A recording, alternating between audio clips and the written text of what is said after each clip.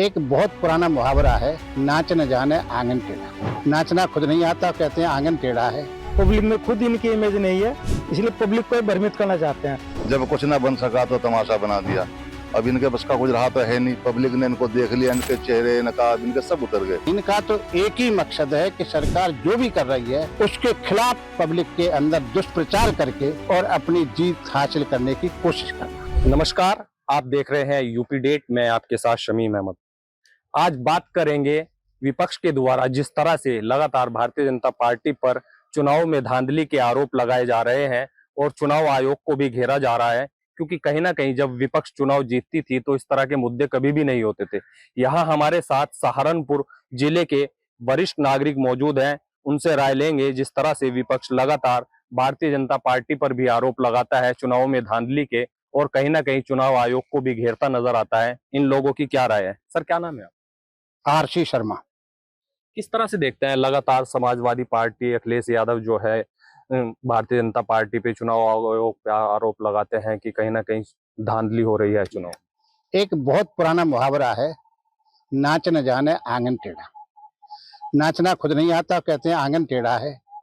ये जीत खुद नहीं पाते अपने कर्मों से, जो कार्य ऐसे नहीं हैं जिससे जीत सकें, तो उसके लिए आरोप लगातार ये सरकार पर कहूँ या भाजपा पर लगाते हैं। कभी कहते हैं ईवीएम खराब है, कभी निर्वाचन आयोग खराब है, और ये तो भारत की सभी संवैधानिक जितनी भी संस्थाएं हैं सब पर ही आरोप लगाते हैं। ये तो भारत की सेना पे भी आरोप लगाते हैं। ये तो भारत का न्यायालय का न्याय भी इनके पक्ष में ना आए तो उस पर भी आरोप लगाते हैं। प्रियंका गांधी कहती हैं कौन होता है कोर्ट गांधी जी को बताने वाला, को अच्छे नागरिक हैं कि नहीं है। तो सिर्फ ये इनकी हताशा, निराशा और मानसिक कुंठा है। और राहुल गांधी जी की जो समझ है, अखिलेश जी की जो समझ है, तेज प्रताप जी की जो समझ है, उस समझ पर शायद टिप्पणी करना हम जैसे आम वर्ग के लोगों के लिए उचित नहीं है। क्या आपको लगता है कि अखिलेश यादव लोगों को झूठा भ्रमित करने के लिए और चुनाव 2027 का जीतने के लिए इस तरह के एजेंडे ला? बिल्कुल कोई दो राय नहीं। इनका तो एक ही मकसद है कि सरकार जो भी कर रही है उसके खिलाफ पब्लिक के अंदर दुष्प्रचार करके और अपनी जीत हासिल करने की कोशिश करना। आपका क्या नाम है सर? वीके त्यागी। क्या लगता है आपको जिस तरह से लगातार भारतीय जनता पार्टी पर जो है विपक्ष आरोप लगा रहा है, चुनाव आयोग पे भी आरोप लगा रहा है कि चुनाव में धांधली होती है, वोटों में धांधली होती है, ईवीएम मशीन खराब होती है, तो क्या मानते हैं अखिलेश यादव की तरह इस तरह से बयानबाजी की जाए? ये जिस तरह की पार्टियां हैं, अखिलेश यादव की, कांग्रेस की, सारे पारिवारिक पार्टियां हैं, इन लोगों ने पूर्व से ही सत्ता का आनंद लिया। अब ये सत्ता से बाहर है।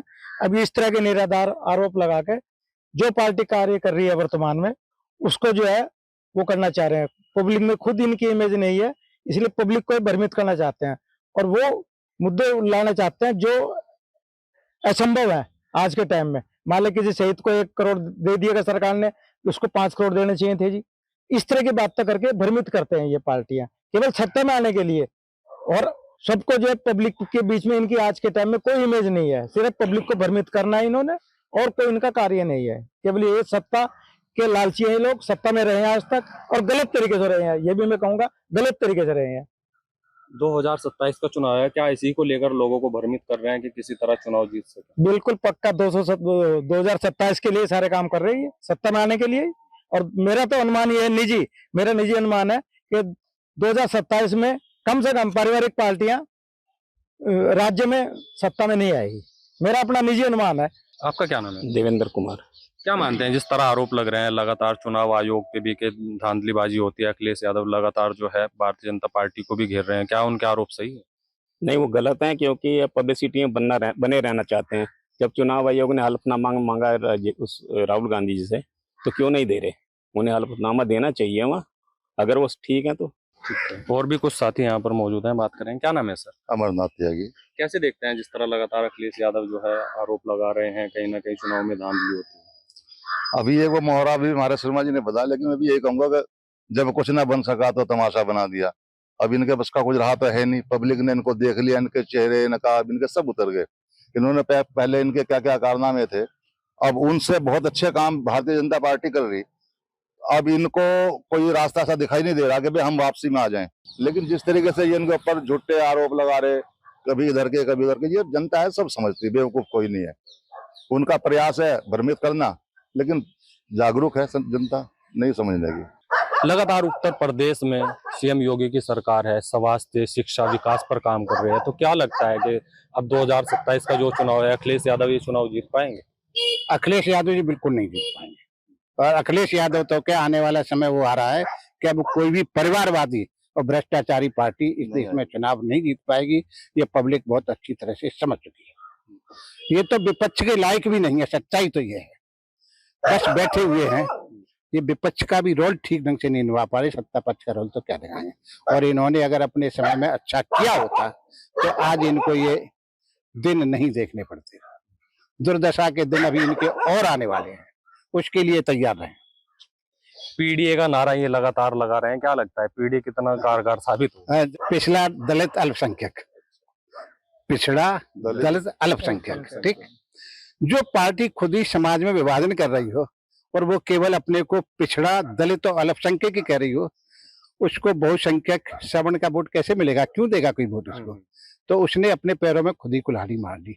तो जो सर्व समाज की बात ही नहीं कर रहा, उससे घटिया मानसिकता और घटिया बुद्धि और नकारात्मक राजनीति और कुछ हो ही नहीं सकती। अखिलेश तो नहीं जीतने वाला। और योगी के मुकाबले अखिलेश जी तो कहीं स्टैंड करते ही नहीं। आज जो योगी जी ने प्रदेश को सिर्फ देश में नहीं चमका रखा, दुनिया में चमका रखा है। मोदी जी ने तो चमका ही रखा है देश के नाते, पर योगी जी ने भी प्रदेश को देश के साथ साथ दुनिया में अपने प्रशासन से, सख्त प्रशासन से, स्वच्छ प्रशासन से और निष्पक्ष प्रशासन से, उनके अंदर किसी के लिए भेदभाव नहीं है जाति और धर्म को लेकर के, सबको पूरा न्याय सुरक्षा दे रहे हैं। निश्चित रूप से योगी ही जीतेंगे, अखिलेश बिल्कुल नहीं जीतेंगे। इसमें मेरे नजर में कहीं कोई संशय नहीं है। आप क्या मानते हैं 2027 का चुनाव है तो क्या लगता है योगी सरकार फिर से बनेगी? 100% जीतेगी। ये दूसरी पार्टियां अब आ ही नहीं सकती, इनके पास सिवाय लांछन लगाने के कुछ बचा ही नहीं। अब योगी जी ने बताओ किसी भी समाज से या किसी भी समुदाय से कोई वो अन्याय नहीं करा, कोई भेदभाव नहीं किया, सबको पूरी सुविधाएं मिल रही हैं, चाहे वो सवर्ण है, चाहे अनुसूचित जाति है, चाहे जनजाति है, जो भी है सबके साथ बराबर है। और अब इन्होंने इतने अच्छे अच्छे काम कर दिए कि आज पब्लिक उनको भूल के बिल्कुल छोड़ दिया पीछे को, उनकी तरफ सोच भी नहीं रहे। उनके पास कोई ऐसे मुद्दे ही नहीं है कि जो इनको वो हटावें या कुछ बतावें।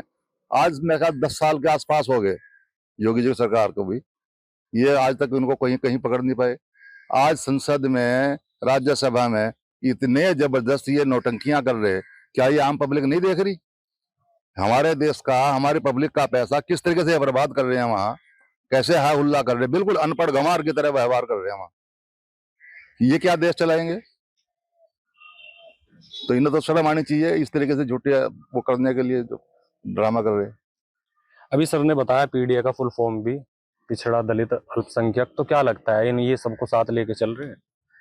मैं तो पीडीए की दूसरी फॉर्म जो राजनीतिक दलों ने दूसरी इनके विरोधी दलों ने कही है, मैं तो उसको कहूँ पारिवारिक डेवलपमेंट अथॉरिटी, तो मैं तो उसको संज्ञा दूंगा। पीडीए तो इनका एक चुनाव जीतने का हथकंडा है, लोगों को भ्रमित करने का, गरीब और दलितों को और अल्पसंख्यक को भ्रमित करने का। जितना अल्पसंख्यकों के लिए इन सरकारों ने किया है, इतना पूर्व की सरकारों ने किसी ने नहीं किया है। अगर करते तो आज हमारा देश बहुत ज्यादा तरक्की करता है। इन्होंने केवल उनका तुष्टिकरण किया है अल्पसंख्यकों का, और इस चीज को पब्लिक बहुत अच्छी तरह समझ रही है।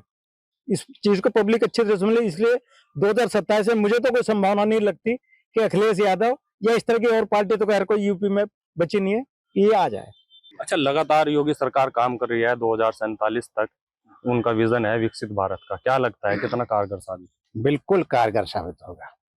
आप अगर यूपी में कभी सुने तो यहाँ कभी कानवाई चलती थी, आपने शायद शब्द सुना भी नहीं होगा। वो इतना अपराधी थे, सिर ऊंचे थे कि गाड़ियां एक जगह इकट्ठी की जाती थी सारी रात के समय, और उसके बाद उसके आगे पीछे पुलिस फोर्स चलती थी, तब उनको लेके चला जाता था। लड़कियों के साथ क्या हालत थी, ये हमारी जितनी जाट बेल्ट है, बेचारी लड़कियां खेतों में चल नहीं सकती थी। आज बेधड़क होके अकेला स्कूटर वाला भी रात को किसी भी सड़क पे चला जाता है। और उन्होंने कह दिया है कि जितने अपराधी हैं, या तो अपराध छोड़ दो, या जेल में आ जाओ, या प्रदेश छोड़ जाओ।